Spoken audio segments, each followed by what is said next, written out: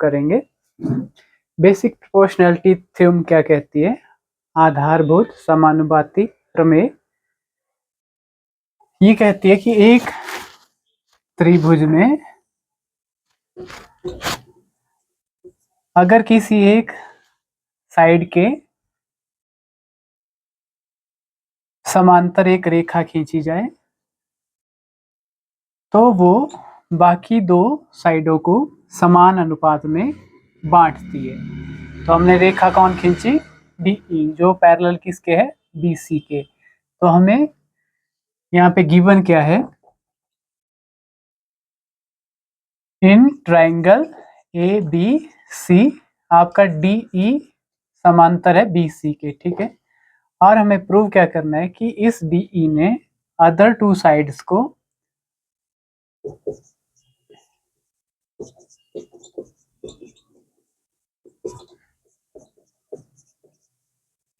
ये हमें प्रूव करना है कि इसने इन दो साइडों को समान अनुपात में बांटा।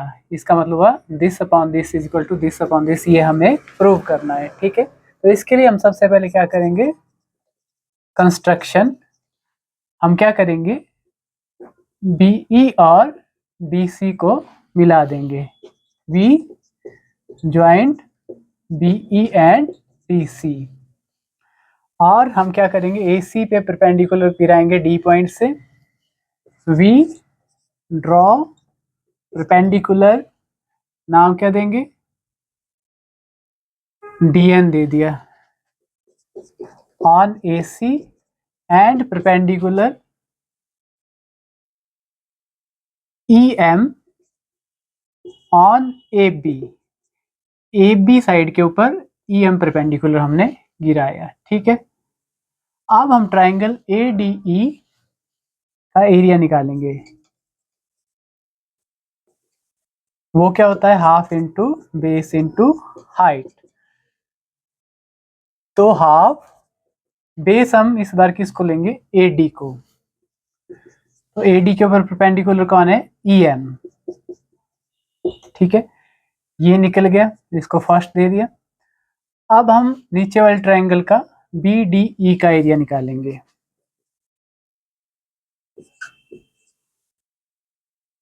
वो भी हाफ इंटू बेस कितना है इसका? BD बेस ले लेंगे। तो BD वाली लाइन के ऊपर परपेंडिकुलर तो EM ही है, इसको 2 दे दिया, ठीक है। अब हम दोबारा ट्रायंगल ADE का एरिया निकालेंगे। Again area of ADE। अब हम बेस किसको लेंगे? AE को। तो हाफ इंटू AE जब बेस लिया तो इसके ऊपर परपेंडिकुलर कौन है? DN, ठीक है।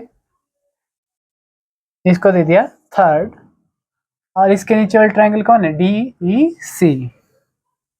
Area of triangle DEC is equal to half into base CE और परपेंडिकुलर इस लाइन का क्या है? DN ही है, ठीक है। इसको 4 दे दिया। अब यहाँ के क्या कमांड देंगे हम? आफ्टर डिवाइडिंग, या यूं लिखें area of ADE upon area of BDE, या BDE इज इक्वल टू क्या हो जाएगा? फर्स्ट एंड सेकंड से half into AD into EN upon half into BD into EM है, सॉरी ये EM CM कैंसिल, हाफ से हाफ कैंसिल, क्या आ गया? AD अपॉन BD, ठीक है। इसको दे दो आप equation number 5।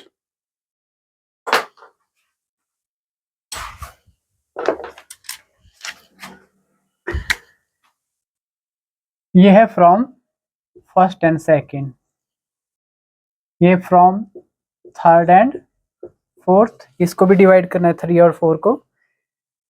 Area of ADE upon area of DEC is equal to half AE into DN, अब half into EC into DN। dn से dn कैंसिल, हाफ से हाफ कैंसिल, आ गया AE अपॉन EC, इसको 6 दे दो।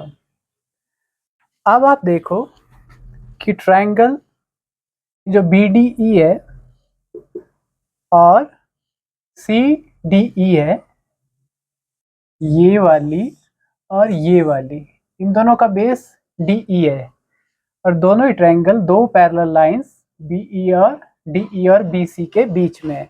अगर ऐसा हो तो दोनों ट्रायंगल का एरिया क्या होता है, सेम होता है। ठीक है, तो हम क्या लिखेंगे अब, यहाँ लिख देंगे हम area of triangle BDE equal to area of triangle DEC। Reason लिख देंगे because both triangles have same base DE जो है and are between parallel lines DE and BC and lies between parallel lines DE and BC। तो इनका area क्या हो गया, equal. तो इसको दे दिया आपने 7 नंबर। तो हम 5, 6 और 7 को देख के क्या कह सकते हैं, ये भी एरिया ऑफ ADE और DEC है और ये भी area of ADE and DEC बोल सकते हैं, क्योंकि BDE और DEC इक्वल है।